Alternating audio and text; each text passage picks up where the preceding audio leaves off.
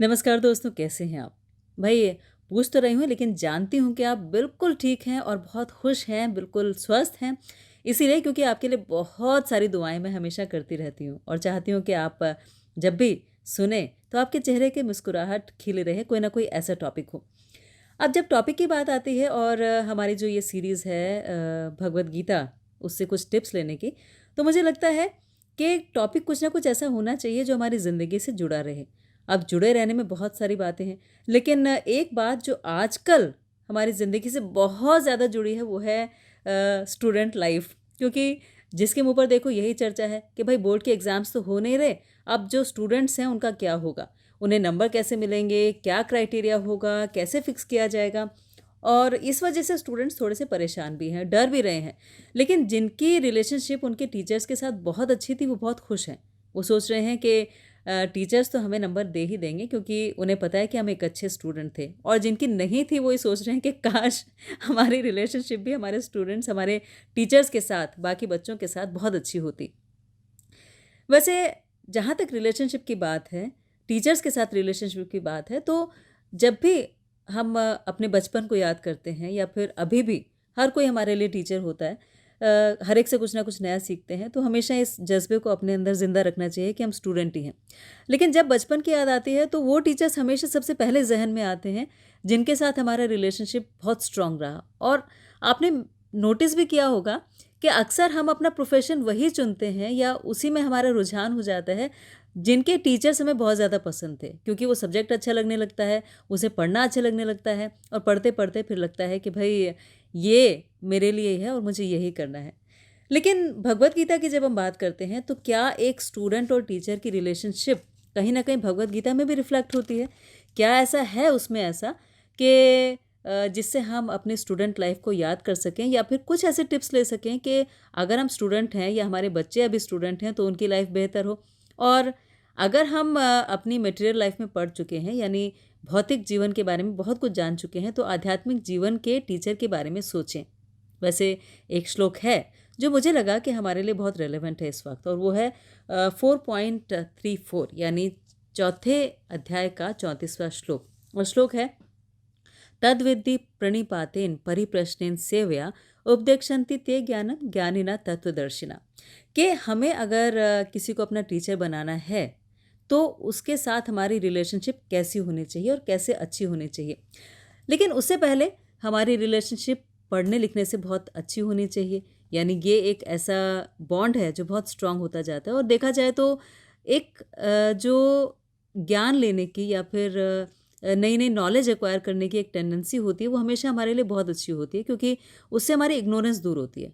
Ignorance दूर होने से हमारे जीवन का अंधकार दूर होता है। अंधकार दूर होने का मतलब हो गया कि अगर हम अपनी लाइफ में कुछ गलत कर रहे हैं, तो हमें सही डायरेक्शन पता लग जाती है। हमें पता होता है कि ये गलत है, ये सही है। वही अंधकार है। यानी जो गलत किया वो अंधकार और जो सही किया वो प्रकाश। तो बस उसी अंधकार से प्रकाश की जो जर्नी है, वो एक टीचर हमें तय करवाते हैं। बेशक वो एक स्पिरिचुअल टीचर हो या फिर एक मटेरियल टीचर। लेकिन ये जर्नी तो हम सबको पूरी करनी ही पड़ती है। और जो नॉलेज एक्वायर करनी होती है, अगर स्पिरिचुअल तौर पे देखें, जो भगवद गीता बताती है, वो ये कहती है कि सबसे इम्पॉर्टेंट नॉलेज हमारी लाइफ की ये है कि हम ये शरीर है ही नहीं, हम एक आत्मा है। थोड़ा सा अटपटा लगता है सुनने में, क्योंकि हमने कभी ऐसा सोचा नहीं। लेकिन अगर देखा जाए तो वास्तव में ऐसा ही है कि जब हमारी ये बॉडी छूटती है, तो कुछ ऐसा है जो चला जाता है, और उसे कहते हैं मन बुद्धि अहंकार, यानी MBA। बॉडी मतलब 5 तत्व, जिनके बारे में हम बात करते हैं कि भूमिरपि अनल वायु खम मनोबुद्धिरेव च अहंकार इत्यम में भिन्ना प्रकृति अष्टधा, कि ऐसे हमारी बॉडी बनी हुई है। लेकिन जब इसी बॉडी में रहते हुए हम इतनी सारी नॉलेज एक्वायर कर लेते हैं, तो आप ये समझ लीजिए कि इससे हमारी जो नेक्स्ट बॉडी है, वो बहुत अच्छी मिलने वाली होती है। लेकिन ये नॉलेज एक्वायर करना इतना ईजी भी नहीं है।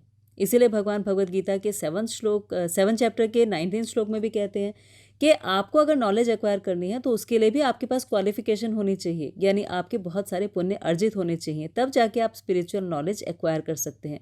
और ये श्लोक कहता है, बहुनाम जन्मनावन्ते ज्ञानवान माम प्रपद्यन्ते वासुदेवम सर्वमिति सा महात्मा सु दुर्लभा। कि ऐसे लोग बहुत दुर्लभ होते हैं जो स्पिरिचुअल क्वेस्ट के लिए आगे बढ़ते हैं, वरना मटेरियल नॉलेज तो हम सब लेते ही रहते हैं। तो अब जब नॉलेज की बात है, बेशक दोनों तरह की नॉलेज, हम स्पिरिचुअल नॉलेज की बात करें या फिर मटेरियल नॉलेज की बात करें, लेकिन एक टीचर हमेशा चाहिए होता है। अक्सर हम ऐसा सोचते हैं कि भाई मटेरियल लाइफ के लिए तो टीचर की रिक्वायरमेंट है, चाहिए कि आपको बच्चे को स्कूल भेजना है, अगर म्यूज़िक सिखाना है तो उसको आपको इंस्ट्रूमेंट ला के देने हैं और साथ ही साथ एक टीचर अरेंज करके देना है। आप बच्चे को घर में लाइब्रेरी दे देंगे और कहेंगे कि भैया यहीं बैठकर आप पीएचडी तक पढ़ते रहो, तो कभी पॉसिबल नहीं हो पाएगा। तो इसीलिए टीचर की रिक्वायरमेंट जब बनी रहती है तो उनके साथ रिलेशनशिप अच्छी रखना भी ज़रूरी है, और वही आज का हमारा श्लोक है, यानी 4.34 के तद्विद्धि प्रणिपातेन परिप्रश्नेन सेव्या उपदेक्षन्ति ते ज्ञानम ज्ञानिना तत्वदर्शिना। अब इसमें पहला वर्ड जो आता है वो आता है प्रणिपात, है ना। प्रणिपात का मतलब होता है सरेंडर। तो सबसे इम्पॉर्टेंट फैक्टर जो एक टीचर और स्टूडेंट की रिलेशनशिप में है वो है सरेंडर, यानी समर्पण। तो जब हम किसी टीचर को चुनते हैं तो सबसे इम्पॉर्टेंट होता है कि उसकी रिस्पेक्ट करें, और रिस्पेक्ट करने का मतलब हो गया कि जो उन्होंने बोल दिया, जैसा उन्होंने बोल दिया, वो ब्रह्म वाक्य है, यानी उसमें कोई आर्ग्यूमेंट नहीं, और उनके इंस्ट्रक्शंस को पूरी तरह से फॉलो किया जाए।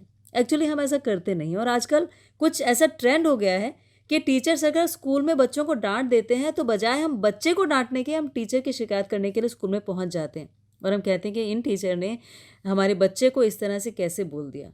सोचिए, आज से पहले, आज से समझ लीजिए 50-60 साल या 100 साल पहले अगर टीचर कुछ कह देता था तो जो स्टूडेंट है वो कभी घर जाके शिकायत नहीं लगाता था कि मेरे टीचर ने मुझसे ऐसा कह दिया, और वो अपने गुरु का पूरी तरह से सम्मान करते थे।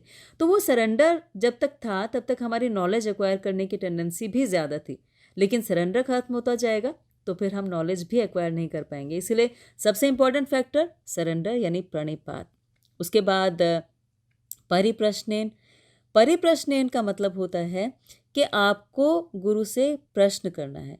अब जो गुरु से प्रश्न करना है उसके लिए क्या करना होता है कि तद विज्ञानार्थम सा गुरुम एवं भी गच्छेत, कि जब आप कोई प्रश्न करने के लिए जा रहे हैं तो गुरु के लिए कुछ ना कुछ आपके मन में श्रद्धा होनी चाहिए, और श्रद्धा होने के साथ साथ कुछ ना कुछ ऑफरिंग होनी चाहिए। ऑफरिंग आपका तन मन धन कुछ भी हो सकता है, यानी आप बहुत उनकी सेवा कर सकते हैं, या फिर जो भी वो आपको इंस्ट्रक्शन दें उसे फॉलो कर सकते हैं, या फिर उनके लिए कोई गिफ्ट लेके जा सकते हैं, क्योंकि ऐसे नॉलेज एक्वायर करना उतना इफेक्टिव नहीं होता जितना कि आप कुछ ना कुछ उनको ऑफर करें तब होता है। इसीलिए पहले गुरु दक्षिणा का कॉन्सेप्ट था कि आप जो भी नॉलेज एक्वायर करेंगे उसके बदले में अपने गुरु को कुछ ना कुछ देंगे, और उससे रिलेशनशिप या बॉन्डिंग बहुत ज़्यादा स्ट्रांग हो जाती है। इसीलिए ये स्टूडेंट्स को सीखना और समझना ज़रूरी है कि सरेंडर होना चाहिए। सरेंडर के साथ साथ जब आप कोई प्रश्न करें तो प्रश्न करें उससे पहले कुछ ना कुछ ऑफरिंग होनी चाहिए, और ऑफरिंग के बाद जब प्रश्न करें तो प्रश्न कभी भी चैलेंजिंग मूड में नहीं होना चाहिए।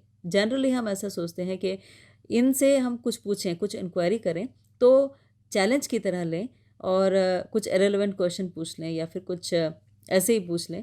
तो जब तक सीरियस नहीं है ना स्टूडेंट, तब तक टीचर को भी मज़ा नहीं आता कुछ समझाने में। इसलिए सीरियसनेस बहुत ज़्यादा ज़रूरी है दोस्तों।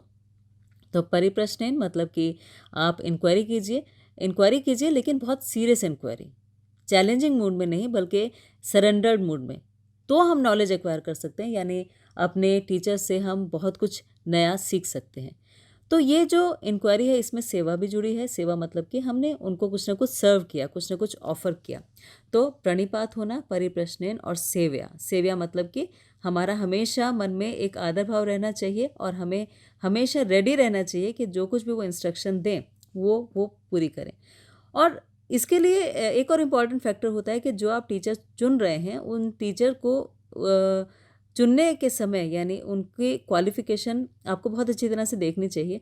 किसी को भी ऐसे ही अगर बना लेंगे तो टीचर की जगह चीटर मिल जाएंगे। इसलिए चीटर से बचने के लिए अपने आप को इस बात के लिए भी तैयार रखना ज़रूरी है कि जो आप ढूंढ रहे हैं वो आपको मिल गया है। मिलने के बाद ब्लाइंड फेथ होना चाहिए, मिलने से पहले नहीं। यानी जब तक आपने अच्छी तरह से देख नहीं लिया कि यही वो टीचर हैं जिनसे मुझे वो नॉलेज चाहिए जो मुझे चाहिए, तो ही आप आगे बढ़ सकते हैं। जैसे कि मान लीजिए आपको डायमंड ख़रीदना है, तो डायमंड ख़रीदने के लिए ज़रूरी है कि आप एक ज्वेलर के पास ही जाएं, एक ज्वेलरी शॉप में ही जाएं।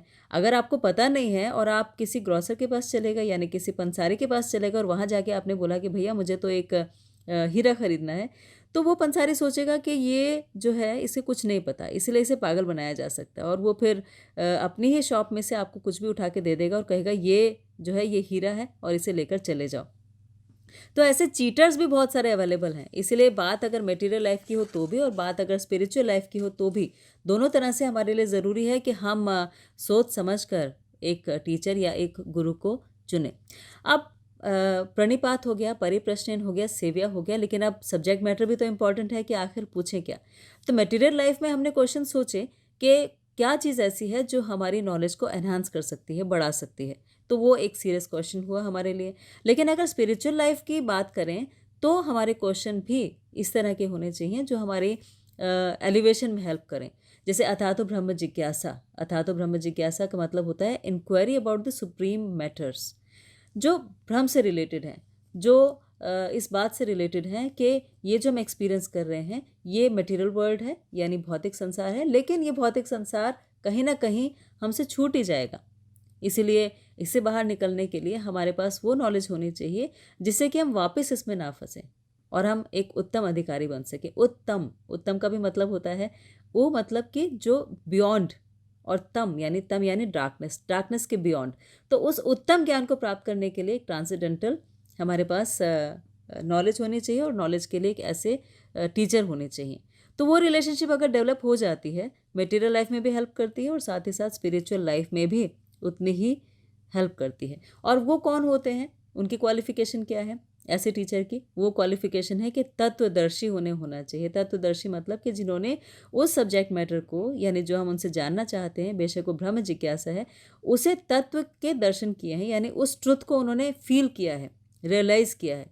तो अगर ऐसे कोई व्यक्ति हमें मिल जाते हैं जो हमारे इस तरह से हमारी क्वेरीज़ को रिजॉल्व कर सकते हैं, तो ही वो हमारे गुरु हो सकते हैं। और ऐसे गुरु के लिए हमें हमेशा, अगर हम इंटरनली प्रे करते हैं ईश्वर से, तो वो हमें ऐसे किसी न किसी गुरु से ज़रूर मिलवा देते हैं जो हमारी इंक्वायरीज़ को सेटल कर सकें।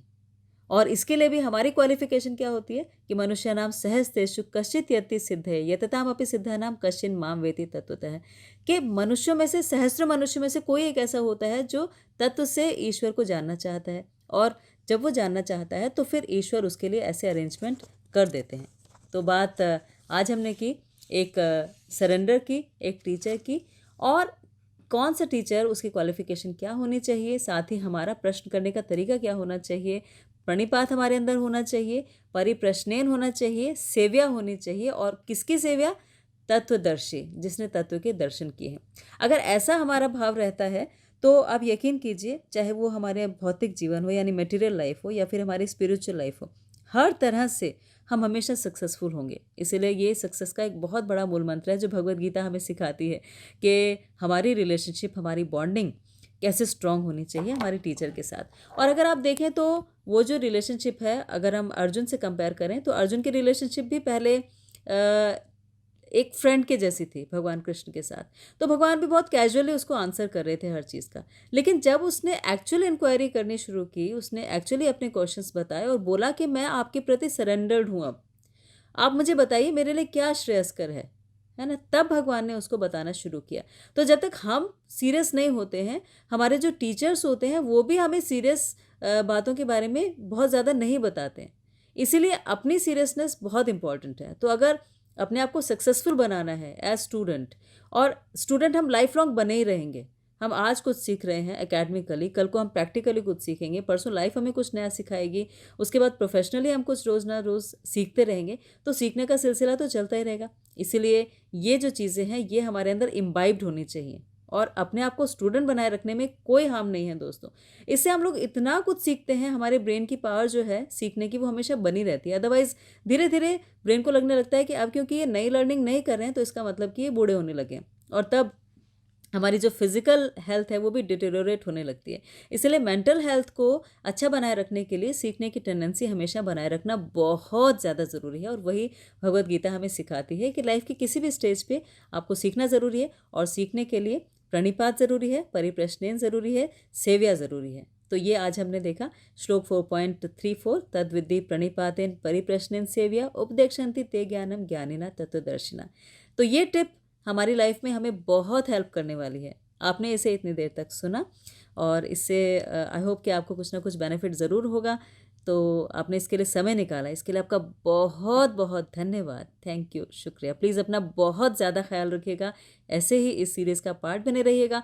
और अगर कोई क्वेश्चंस हैं तो कमेंट सेक्शन में लिखिए ना, मुझे अच्छा लगेगा। और हम ये ट्राई करेंगे कि उन क्वेश्चंस को डिस्कस करें, उसके बारे में बात करें, और इंटरनेट के फैमिली से जो जुड़े हुए हैं, हमारे दोस्त हैं, उन्हें इससे कुछ ना कुछ बेनिफिट हमेशा मिलता रहे। Thank you.